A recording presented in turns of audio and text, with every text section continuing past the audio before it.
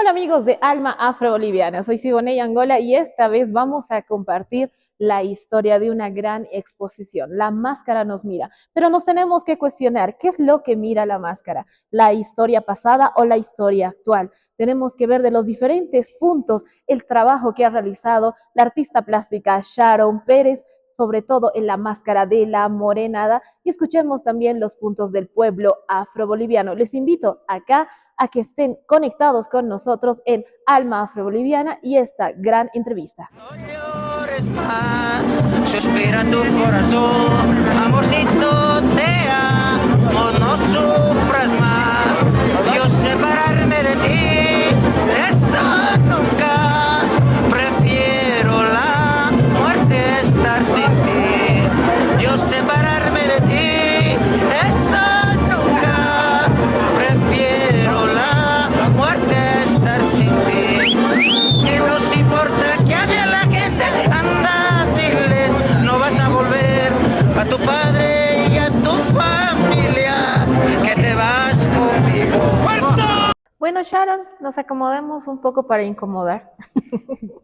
¿Cómo estás? Buenos días. Primero, quiero que las personas que nos están viendo en este momento te conozcan como artista plástica del pueblo afroboliviano y sobre todo el trabajo que has realizado durante, ya van a ser más de una década.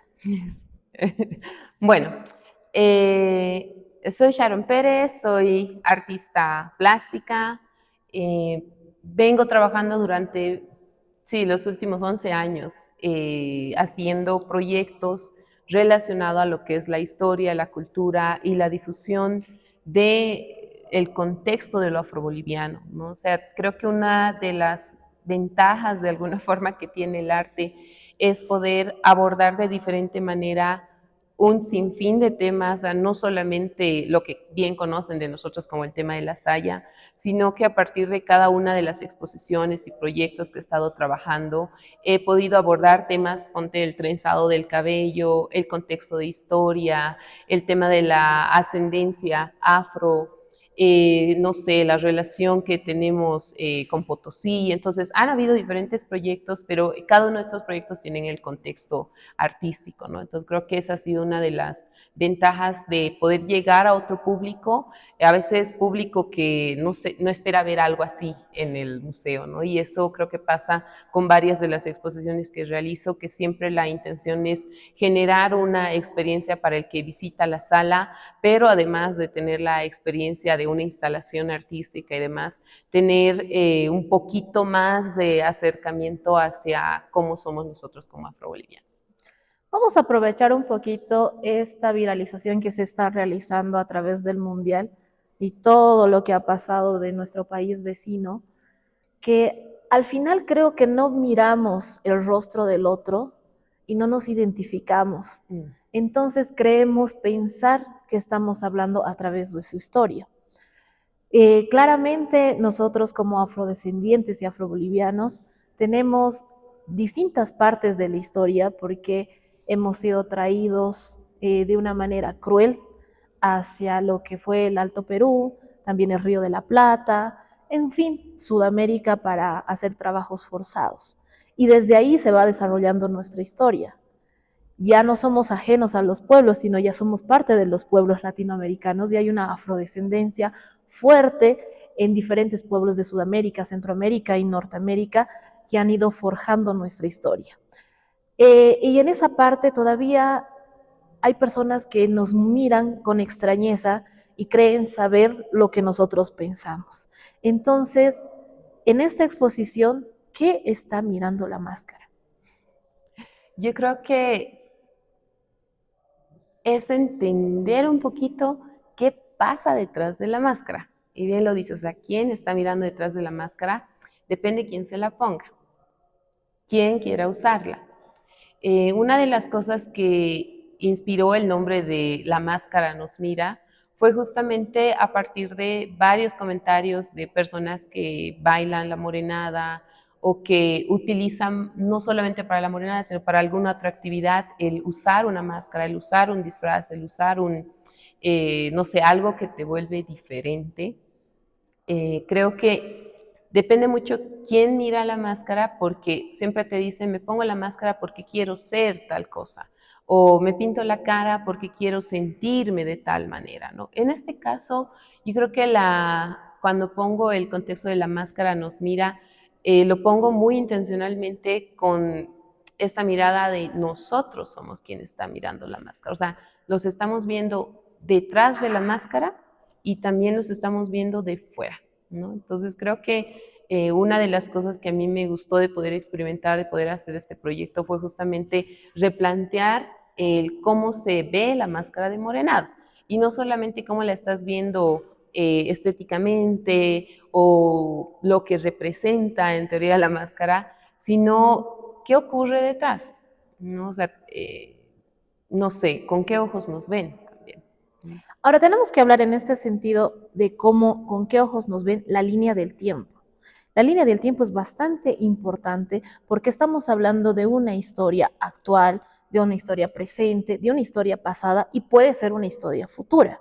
De aquí en adelante nos pueden mirar de otra forma porque hay que incomodar también con la historia porque así se han basado los hechos. La historia está para mostrar el trabajo y sobre todo la revolución de las personas y cómo ha quedado el trabajo. Como afrobolivianos y como bolivianos, nuestra cultura y el folclore nos identifica bastante. Hemos trabajado y hemos realizado esa identificación a través del mundo. En esta línea del tiempo, en tu trabajo, en tu exposición, ¿qué has podido ver? ¿Cómo ha sido representada desde el lado de nosotros, nuestros tíos y tías? ¿Qué te han podido desarrollar? Eh, Me gustó mucho el poder trabajar en la línea de tiempo. No es una línea de tiempo que haya trabajado exclusivamente para esta exposición. Sin embargo, era necesaria incluirla dentro del proyecto. Esta línea de tiempo la trabajé en el 2019, ¿no? Una versión inicial para una exposición que se llamaba La IA de Nosotros, que abordaba el tema de desde dónde viene mi ascendencia, o sea, desde dónde o cómo me reconozco como afro-boliviano. Y esta línea de tiempo al final creo que ha permitido mucho conocer todo lo que los libros de historia o el contenido que llevamos en la escuela o que hemos llevado en la escuela, en la universidad, no nos dice, ¿no? O sea, el ejemplo más claro de esto de la historia, por ejemplo, cuando dicen los africanos llegaron, además que utilizan a veces términos que son muy, muy terribles, muy duros. Calificativos. Sí, entonces dicen, llegaron los negros africanos a Potosí y no aguantaban el clima, y como no aguantaban el clima, entonces se decidió llevarlos a los yungas. O sea, no fue así de inmediato. Y creo que una de las cosas e intenciones que tiene esta línea de tiempo es empezar a romper justamente ese tipo de, no sé, pequeños detalles, entre comillas, pequeños, que al final afectan mucho, ¿no? O sea, es necesario que se conozca que no fue un tema de voluntad y, oh, qué buenos que son, están sufriendo, no los llevemos para que se acostumbren al clima cálido que hay en los yungas, porque eso no es real. Está documentado en la Casa de la Moneda que se vivió haciendo labores no necesariamente en las minas, se trabajó ponte, en el sector doméstico, había gente que era artesana, había un coro de música, había gente que se dedicaba específicamente a hacer shows para determinadas personas. No existió para nada esta idea de que los africanos ponte, son demasiado grandotes, entonces no entran en la mina. O sea, no es cierto, ¿no? Y creo que el entender ese contexto, por ejemplo, el año pasado se hizo lo que era la moneda del bicentenario afroboliviano y decidimos nombrarla así no porque fuera el bicentenario afro como tal, sino que es también llamar la atención al decir somos parte de Bolivia, ¿no? Claro. Y creo que esta línea de tiempo permite entender eso, el hecho de esto de Potosí en particular como inicio de lo que es la línea de tiempo. Se trabajó en la Casa de Moneda, había muchos de los africanos que llegaron, no es que eran unos salvajes y que por fuerza bruta los trajeron, muchos de ellos llegaron con conocimientos en metalurgia, que ese conocimiento permitió hacer la macuquina, ¿no? Y la macuquina al final se convierte en uno de los elementos y la moneda más valorada durante un buen tiempo cuando estaba en el auge de la plata, ¿no? Entonces, ese conocimiento y esta moneda no habría sido posible sin el aporte voluntario o involuntario de las personas que fueron traídas de manera forzada, ¿no? Y se trabajó dentro de la Casa de Moneda, ¿no? Entonces, el entender ese contexto para muchos puede ser como poco aceptable, si quieres, ¿no? Incómodo, Sí, sí, sí, es cierto. es incómodo porque creo que ningún pueblo quiere aceptar que ha forzado a otros pueblos a sobrevivir y a sobrellevarse. Mm. Y en sí, como afrodescendencia y como afrobolivianos, tenemos que tener ese tipo de pertenencia y estamos rescatando nuestra historia.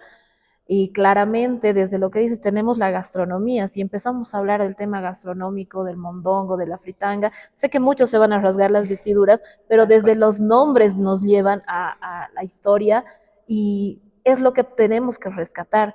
Creo que en este momento tenemos que dejar las cerraduras ya forzadas y abrirlas un poco más y quizás entrar a la Casa de la Moneda y empezar a verlo desde otra forma y empezar a hablar sobre el pueblo afroboliviano y el trabajo que ha realizado. Son más de 500 años que estamos asentados en Bolivia y ya no somos extraños, claramente. Hemos nacido aquí, hemos trabajado aquí, somos profesionales aquí, entonces tenemos todo el derecho cultural histórico de reivindicarnos y demostrar qué ha pasado desde el lado de nuestros ancestros. Y si nos vamos a un tema hasta bíblico, necesitamos honrar a nuestros ancestros. Pero Sharon, volviendo otra vez a la exposición, estamos a días del gran poder, una de las fiestas majestuosas de la ciudad de La Paz, nuestra ciudad maravilla, que muestra también el trabajo y el poderío adquisitivo en la morenada. Entonces, en el trabajo que has realizado, ¿cómo has visto reflejada la distorsión histórica en la máscara? Ok. Hago un comentario para cerrar un poquito Claro, claro. la pregunta anterior con el contexto de la línea de tiempo. Todos los datos que se van encontrando nos permiten ver que no fuimos como muchas veces dicen, ¿no? Llegaron y, bueno, se fueron a los yungas y eso fue, no. O sea, hay un contexto donde se aportó, qué sé yo, en esto de las guerras civiles, hubo una lucha pasiva, sí, pacífica, pero nunca fue que se conformaron a vivir de manera esclavizada. O sea, luego hubo lo del mitanaje, el pongueaje y demás, pero no es que estaban conformes, ¿no? Y yo creo que hay muchos fragmentos de esta línea de tiempo que llaman mucho la atención. Ponte un dato de que el mariscal Andrés de Santa Cruz fue quien trae 80 familias de Perú y esas familias son las que terminan asentándose en los yungas, ¿no? O sea, no es que todos los de Potosí terminan yendo hacia el lado de los yungas, ¿no? Pero dentro de eso hay muchos datos que se pueden ir contrarrestando. Cuando tuve la oportunidad de hacer esto del trabajo de campo con lo de la exposición, el ir a las comunidades, el poder conocer a la hermana de mi papá, por ejemplo, y que ella me cuente a partir de su mirada cómo era la Saya hace 50 años atrás, 40 años atrás, cómo era esta relación con el Tundique en el carnaval de Oruro. Entonces, yo creo que nosotros tenemos ahorita todavía algunos de nuestros abuelos, de nuestros tíos, que terminan siendo justamente estos pedacitos que nos van a permitir terminar de construir y de hilar nuestra historia, ¿no? Hay muchas cosas que se han perdido, sin embargo, el escucharlos es como que una fuente importante de conocimiento y vas como cambiando un poquito la versión que se tenía inicialmente. Y ahora, en la segunda pregunta, yo creo que es complejo, especialmente en La Paz, abordar el tema de la morenada, ¿no? Cuando tomé la decisión de trabajar sobre las máscaras de morenada, no fue una decisión sobre quiero trabajar porque, no sé, porque representan lo afro. En realidad, creo que fue más por un tema de curiosidad sobre el material para ver si realmente se utilizaba lo que decía mi papá, por ejemplo, que él no le gustaba que nadie más le corte el pelo más que yo, porque decía, no, mi cabello lo van a usar para la máscara, ¿no? Y yo tenía toda la curiosidad y la intención de saber si realmente se usaba para eso. Pero el empezar con el averiguar sobre los materiales, nunca imaginé cómo iba a transformarse la investigación y cómo iba a ser una puerta abierta para abordar qué es lo que realmente se piensa sobre la morenada, qué es lo que piensan los tíos, las tías en la comunidad o acá incluso como afrobolivianos, si es una máscara que te representa o no. Y eso no era algo que inicialmente yo hubiera planteado. Y eso es algo lindo también que pasa cuando uno empieza a investigar o cuando tienes un proyecto porque lo dejas ser, ¿no? Es como que lo vas alimentando poquito a poco y este va creciendo. Y creo que eso pasó con este proyecto. O sea, tuve la oportunidad de entrevistar a mascareros, a algunos bailarines y la lógica sobre la morenada es que en La Paz representa lo afro, ¿no? Y es la versión que se tiene, ¿no? Es como que a partir de la morenada contamos la historia de los afros, que los pasos cansados, que el rostro representa tal cosa. Y está bien, pero no necesariamente es lo que nosotros pensamos. Y yo creo que el reto más grande de esta exposición y de presentarla en La Paz para cerrar justamente el proyecto es arriesgarse a que mucha gente no le guste escucharlo. Es arriesgarse a que mucha gente diga no, o sea, ¿cómo quieres quitar el valor que tiene la morenada? O sea, no puedes hacer eso. Y no es eso la intención de la exposición. Pero entiendo que el gran poder ha permitido también que la morenada sea de alguna manera la imagen de una fiesta que es súper importante en La Paz, pero que no necesariamente se han cuestionado de qué es lo que realmente esta danza está planteando, ¿no? Y yo entiendo que para muchos, y eso pasó en redes, y era lo que comentaba hace poco, en redes sociales a partir de videos y materiales que hicimos sobre esta exposición empezaron a salir un montón de comentarios como gente que se ofendió, gente que le molesta mucho, pero no han entendido el trasfondo de esta muestra. O sea, no es la intención de quitar la morenada, pero también es bueno saber qué pensamos nosotros, ¿no? O sea, no es una acción de rechazo, como muchos lo han interpretado, pero es necesario que vean, o sea, toda esta evolución de las máscaras, de los diseños que encuentran, no es una cosa casual, ¿no? O sea, tenemos el inicio de la morenada con otro tipo de máscaras que eran mucho más, no sé, con rasgos mucho más naturales, digamos, pero cómo eso se va transformando. Y dentro de esto de las entrevistas había la pregunta de ¿por qué nos representan de esta forma? Ahora, se puede entender que es una caricaturización, que es una sátira, que su intención es reflejar todo el dolor y todo el sufrimiento. Perfecto. No te estoy diciendo que la quites, pero quiero que escuches que a mí me parece desagradable, ¿no? O que, no sé, le preguntas a uno de los tíos en Tocaña, ¿no? Que baila morenada porque hay esto del preste y demás. Y te dice, no, yo no uso la máscara. ¿Por qué? Pues que, ¿para qué voy a usar la máscara si yo ya soy así? ¿No? Y tú dices, ya, pero entonces, ¿por qué estás bailando la morenada? Y tú dices, no, pues que es parte de la convivencia con la cultura aymara y demás. Y eso me parece como que un ejemplo perfecto, digamos, de cómo nosotros podemos entender esto de el folclore, de entender todo el contexto histórico de la morenada, si quieres, todo el tema de la convivencia con ella, pero respetando también tu opinión, ¿no? Desde ese punto tenemos que hablar del sincretismo.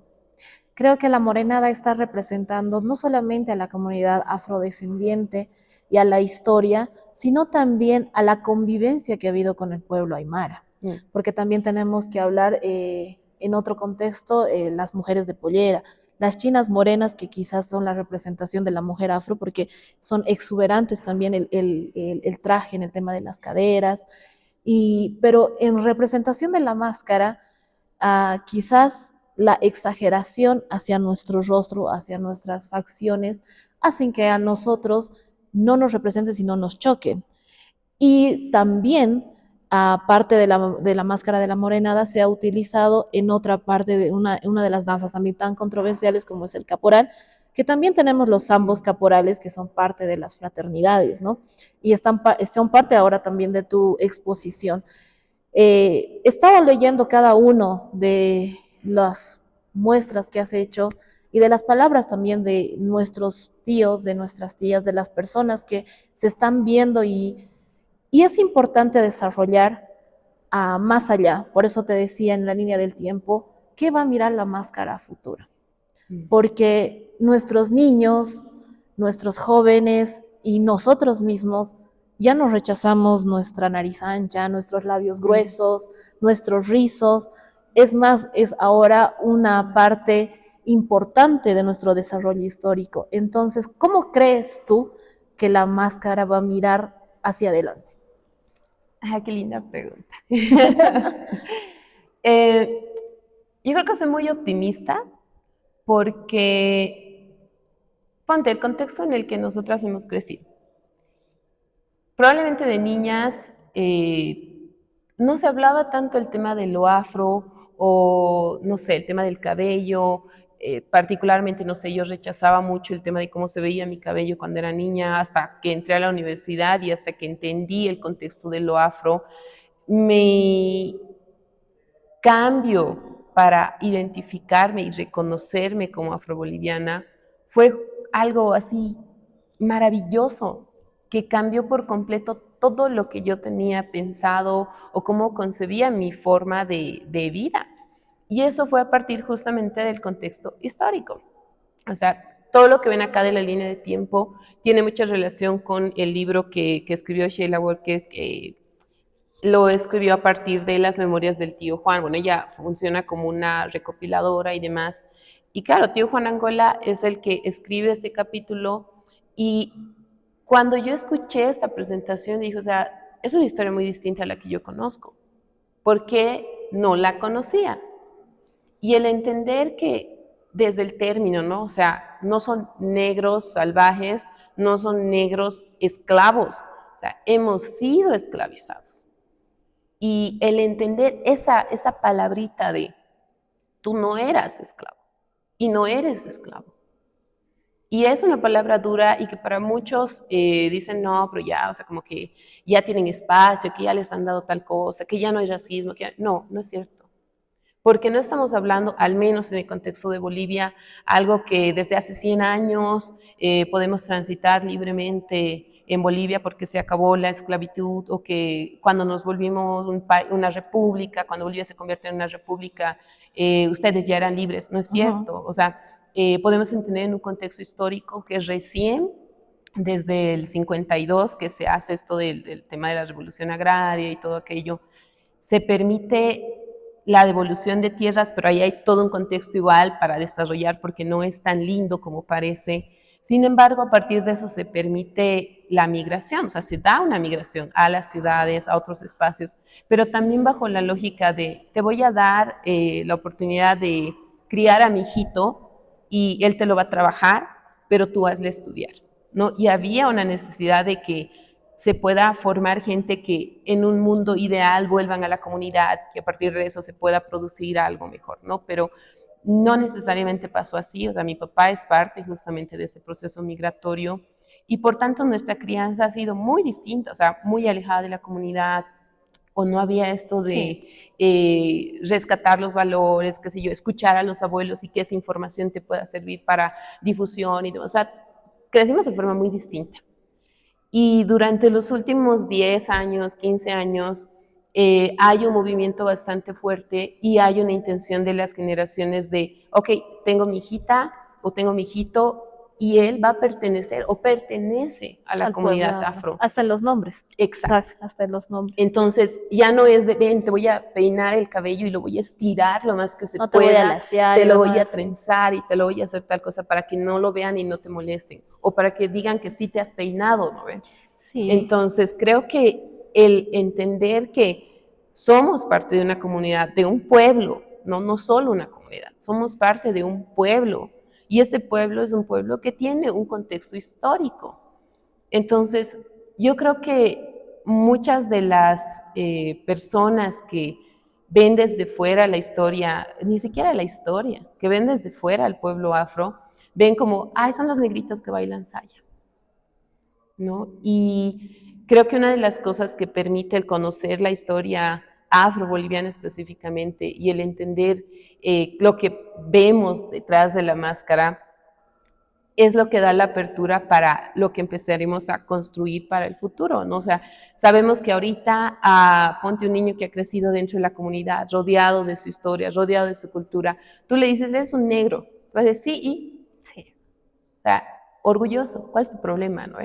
Y no hay esto de, pucha, sí, o sea, o lo que pasaba, ponte conmigo, con mi hermana o con mis hermanos, ¿no? O sea, llegas a casa y dices, o sea, me siento mal, o sea, me han dicho negrita, o no quieren jugar conmigo porque soy negrita, ¿no? Y la frase de mi mamá era como, no les hagas caso. Caso. Mm. Y ya, pues que no puedo no hacerles caso, ¿no ve? Porque me afecta. Entonces, yo creo que el estar trabajando de manera tan sistemática durante estos últimos años está formando una generación de niños, ahora jóvenes, que permiten espacios como este, el de Alma Afro, por ejemplo, que son un grupo de jóvenes que al final dijeron, bueno, queremos empezar a registrar y documentar actividades que permitan acercar a las personas a lo que es el contexto de lo afroboliviano, ¿no? Entonces, creo que lo que proyecta la máscara para el futuro o lo que mira la máscara para el futuro es otros ojos, es con otros ojos. Vamos a cerrarlo como que la máscara proyecta para el futuro el orgullo del pueblo afroboliviano. Que nuestros niños, nuestros jóvenes, nosotras mismas, ya estamos mirando desde otra manera este contexto histórico al bailar hasta la representación. Y vamos a cerrarlo de una forma importante e interesante también acá en el podcast de Alma Afroboliviano para todas las fraternidades que quizás vean esta entrevista que es bastante importante. Nuestra intención no es que se sientan relegados o ofendidos. Nuestra intención es que conozcan nuestra historia y desde esa incomodidad y comodidad puedan representarnos de la mejor manera posible, porque somos un Estado que está viviendo en conjunto, somos 37 pueblos indígenas que están trabajando en conjunto y que están siendo representados de la mejor manera y lo que tenemos que hacer es trabajar históricamente en nuestra cultura y preservar para los siguientes años. Muchísimas gracias, esto ha sido Alma Afroboliviana desde la máscara que nos mira.